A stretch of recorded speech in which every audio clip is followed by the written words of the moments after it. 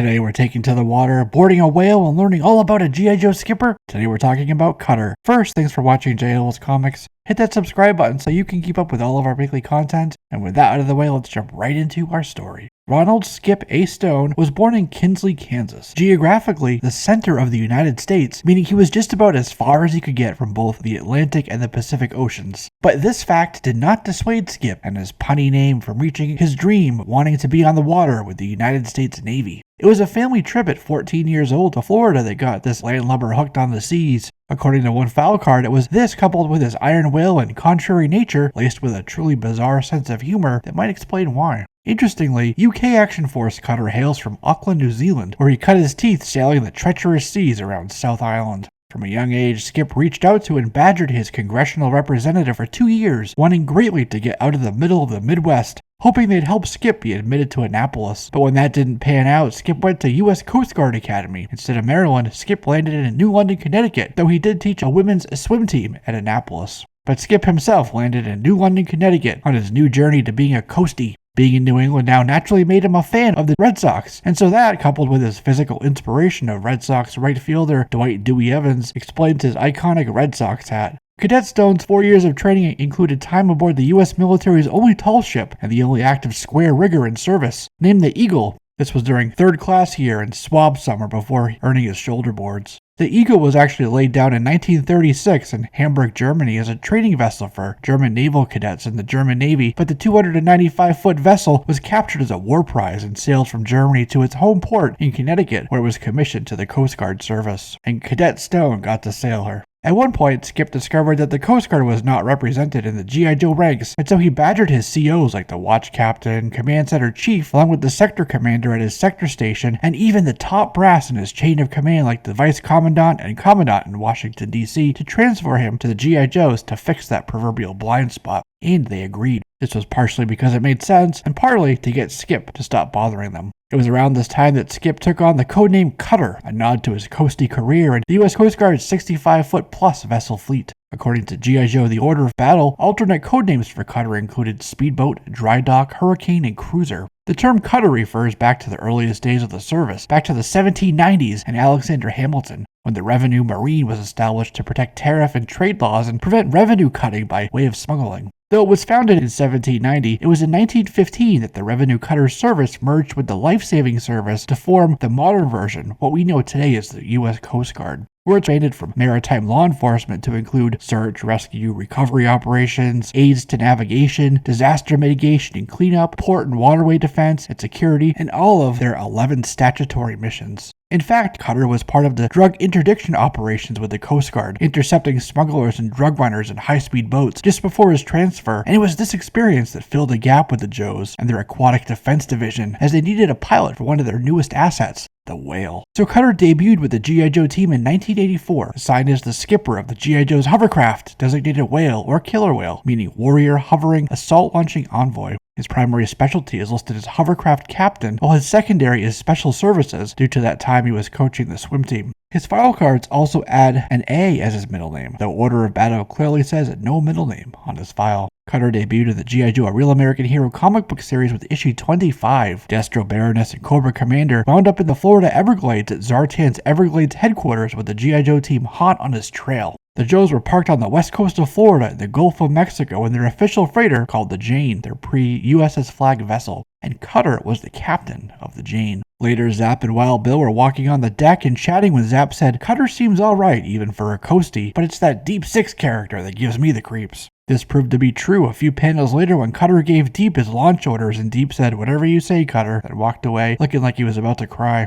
Cutter then called back to the pit to update Hawk and Scarlet on their mission. They then launched a pair of G.I. Joe-laden Dragonflies from fore and aft helo decks on Cutter's vessel, and then Cutter had Deep Six launch in his Shark. After Airborne had to calm Wild Bill down after Deep Six seemingly disrespected him, Cutter had to tell him that he was right, that Deep Six would do his job like a professional, but don't depend on him for friendliness. It implied that Deep Six and Cutter had a history before this debut issue. Perhaps Deep Six assisted Cutter in the past, borrowed from Navy for a salvage mission, or something of that sort. Cutter was there on the deck to receive Torpedo Mutt, Junkyard, and Tripwire, who took a Zodiac right up to the hull just before Duke arrived by helo for Phase 2 of their operation. This was to deploy the whale. Duke and Cutter were on the bridge, while Deep and Roadblock manned the port and starboard turrets on the whale. Cutter launched them from the Jade for their waterborne assault on the Cobra nest. Their call sign for this op was Rubber Duck. Later, when Breaker and his tank crew on their main battle tank were overwhelmed by Cobra forces, Cutter had to divert the whale from their primary mission to rescue Breaker and his crew. So Cutter headed off course and took the whale right up onto land, right past some locals, evoking their best Norman Rockwell impression.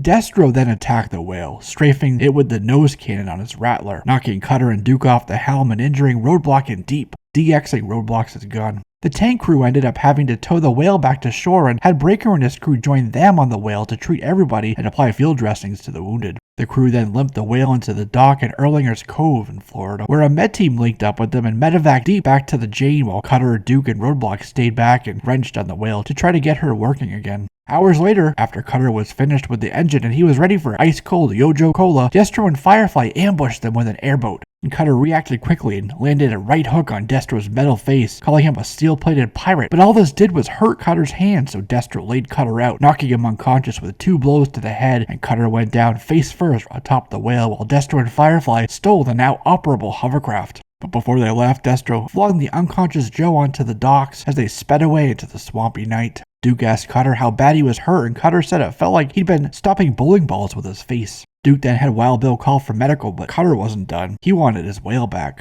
So he jumped on a fishing boat and headed back to the Jane himself, angry his whale was stolen. Impressed with this, Roadblock could do nothing but follow Cutter's lead. And when they got back to the Jane, Cutter ordered Tripwire to round up every Joe, pull up anchor, and get a head of steam going in the boiler room. Then it was all ahead full to chase the whale, which was headed out of the channel and into open seas. To intercept them, it was crazy G.I. Joe only maneuver time. They dropped the hydrofoils, and the Jane lifted out of the water, straddling a dock where 2 law enforcement officers were walking, and Cutter piloted the Jane at full speed right above the cops to gain enough momentum to carry the vessel across the peninsula. Tripwire was terrified when hull plates started grinding on the bottom and they were losing parts of the ship, but Cutter was not fazed. "Why bother with the details? I got a ship to steer," he said defiantly. So Cutter shot the Jane right out of the swamp and right behind the stolen whale. Cutter opened the bow sea doors and swallowed up the whale, but by then Destro and Firefly had managed to escape in a couple of barrels. Cutter's arm was still bandaged up in issue 33 when they were all back at the pit for General Austin's award and medal ceremony. Skipper Skip Cutter was back with both arms healed in issue 36, along with Doc and Deep 6 on stormy seas in the South Atlantic Ocean, forced to heave to as they waited for a whale under the cover of the same storm to recon a nearby atoll suspected of having Cobra activity.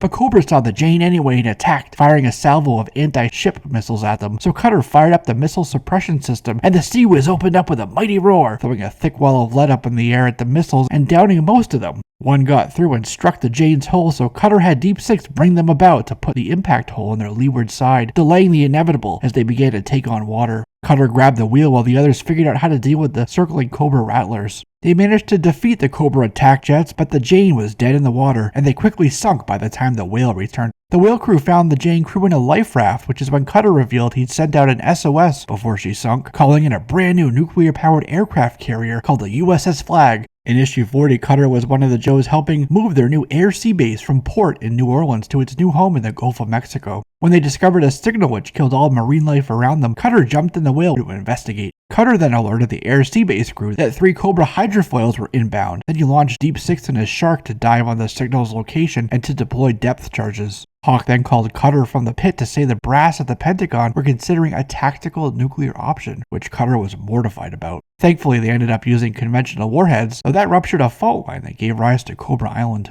That blast threw up a massive wall of water, so Cutter had to call the ASB, now referred to as the Tactical Battle Platform, to Mayday. That wave was going to wash over them and they might capsize. The wave knocked them all out, and when Cutter came to, he said they'd been adrift, but Shipwreck exclaimed, "Cutter, you salty dog, you navigated your way to the battle platform in your sleep." These were Joes, so they weren't done yet. Duke rallied his troops and sailors and had Cutter pilot the whale directly to the new landmass to attack. He told them, "You're in charge until the ramp hits the beach." Later, Cutter took the whale and her crew to recover Ripcord from Cobra Island, though this Ripcord was Zartan in disguise. To rescue Snake Eyes and Storm Shadow at the same time, they received a couple fast boats airdropped from a C-130 with Hawk going in with that team, something that Cutter was apprehensive about. In the next issue, Cutter was at the pit with the rest of the team when fake ripcord was exposed and when Sergeant Slaughter showed up for the first time. For the Cobra Civil War and the Joe's invasion of Cobra Island, Cutter was grouped with Admiral Keelhaul and Shipwreck as the sea transport and support arm of the operation. Cutter took the engineer team on his whale to take out the asp emplacements at the end of the Cobra Island airstrip's runway. They knocked out half the emplacements before the asp cannons traversed and took out Cutter's whale. So Cutter, now grounded, helped the engineer team complete their mission by throwing satchel charges on the remaining asp cannons, which became a pivotal moment in the battle. As the battle was winding down, Cutter stood defiantly with the Joes, disregarding Serpentor's orders. They were working together as they were there for support and in an advisory capacity, so instead agreed to bring the captured asps to bear on Zartan's column of maggots,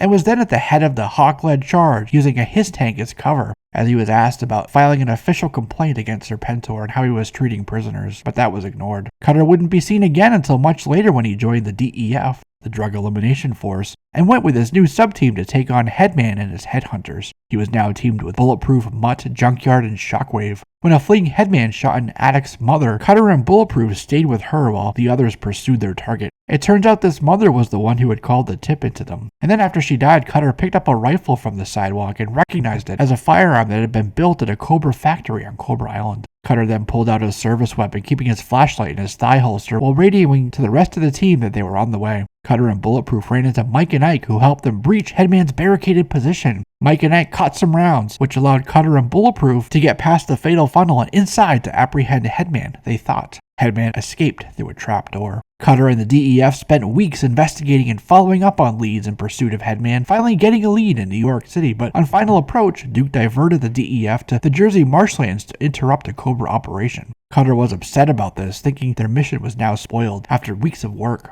Wild Bill's Tomahawk was ambushed and shot down by a flak viper at the Jersey Marsh compound, and so DEF got there to pick them up. Cutter and Bulletproof took their fastboat back to New York while the others jumped in battlecopters and were there in the harbor when Joe Colton's SDI lasers struck and sunk Headman's yacht, and so Cutter and the team, being nearby, recovered the headhunters from the water and arrested them. This was the last time we would see Cutter in the original Marvel ARAH main title. He did show up in Yearbook 2 as the one who called out to the October Guard, intercepting their train and stolen laser tech on a dock with the USS Jane. Cutter was also in Yearbook 4, again on the whale in the Gulf of Mexico a few miles off Cobra Island, monitoring a Russian Victor-class hunter-killer submarine that had surfaced. Cutter had his crew fire a salvo across her bow and stern, hoping that would be enough to get the sub to dive and leave. There were warning shots, but a few rounds pinged off the conning tower. Cutter's team captured 2 October Guard attempting a covert insertion of Cobra Island, and suspected more October Guardsmen to be nearby with the rope to go with the captured Guardsman's climbing gear. He was also in Special Missions 1 helming a Swedish trawler in the Baltic as he and Torpedo watched an October Guard Hind E attack helicopter intercept them. That's when Baroness and a trio of Cobra Fangs also showed up on the scene. They were over a fake wrecked submarine as a ploy to help Captain Bulgakov defect to the west.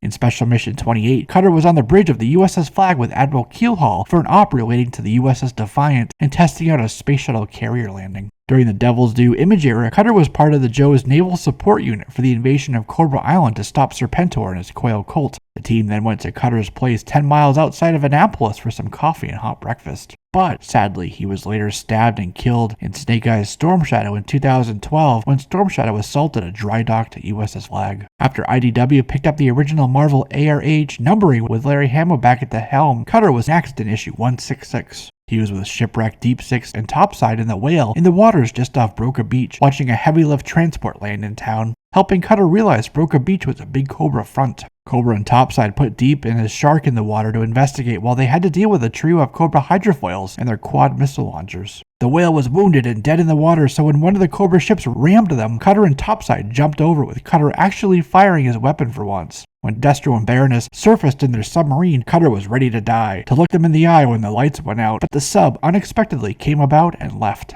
In issue 188, Cutter was off the coast of East Africa's Kalingaland to rescue hostages from some pirates who'd hijacked an oil survey ship named the Aden Explorer. Cutter was in the Whale within visual range of the ship with Duke, Shipwreck, and Prince Nyoto, while the assault team made their way in a rib for their VBSS op. It turns out that Prince Nyoto's brother was working with Black Major in the Red Shadows, which is why this particular ship was targeted. As Cutter and his mates made their way to the ship after some Joes were shot, they were strafed by a flying Robo-Skull. Duke and Shipwreck in their billets were hit, and Cutter called out in horror. Cutter took the whale right up and over the crest of a massive rogue-like wave, which put him in firing position to put some rounds on the Roboskull, which resulted in it later crashing. Cutter then took the whale right up next to the hull of the Aden Explorer for the rescue. Cutter was back in the whale in issue 229 with shipwrecked Deep Six and Torpedo, and again reconning Broca Beach after a container ship crashed into the boardwalk on the beach. Deep Six and Torpedo were ambushed by Cobra under the water, and so Cutter jumped into the water with a harpoon to rescue them. Shipwreck said he would go, but Cutter said his dive qualifications were more recent. Cutter swam straight down, regulator firmly affixed to his face, and his dive knife at the ready.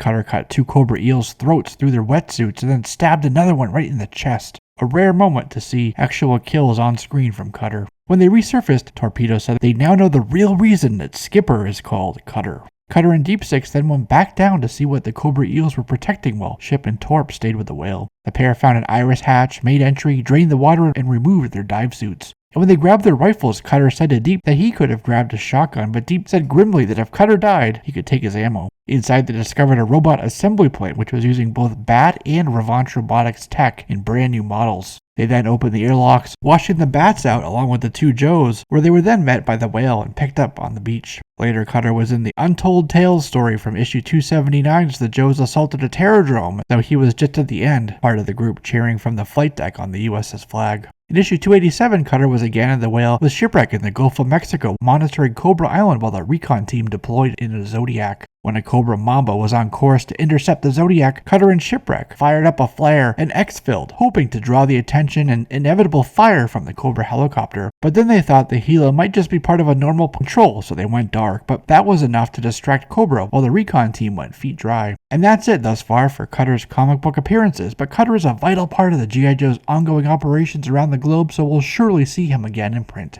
Voiced by Greg Berger, Cutter appeared in a few episodes of the G.I. Joe animated series. He debuted in the Revenge of Cobra series and the Palace of Doom episode, and in fact spent most of his time in the animated continuity in a whale. Bazooka saw a sea serpent, and Flint's Vacation found Cutter on the G.I. Joe aircraft carrier USS Flag, while the Invaders found him in a submarine on the way to meet the October Guard. And Sink the Montana put him on a team to steal a sailing vessel called the USS Constitution. Deke put Cutter in a Badger for the 2-parter called The Greatest Evil, and G.I. Joe the movie also had Cutter, however he was in a jump, on base, and even during the Ice Dome assault, though he said nothing there. After Cutter's 1984 figure debut in the Whale hovercraft box, Cutter got another release in 1992 where he was part of the DEF subteam, and then joined Battle Corps in 93 where he was boxed with the Shark 9000. In 2000, Cutter was boxed with a Night Landing Craft, and then in 2008, he got another release in a Toys R Us 3-pack along with Torpedo and Deep Six. Cutter's Fun School release for India listed him as an anti-tank cannon expert with a classified government name and a surface-to-air missile tanks specialty. But now we're getting off into the seaweeds, so that means that's a wrap on this, my friends. Thanks for watching. Don't forget to subscribe, and you'll be one of the first to know when I upload videos just like this every week. I'm Jesse, this is JLS Comics, and I'll see you soon.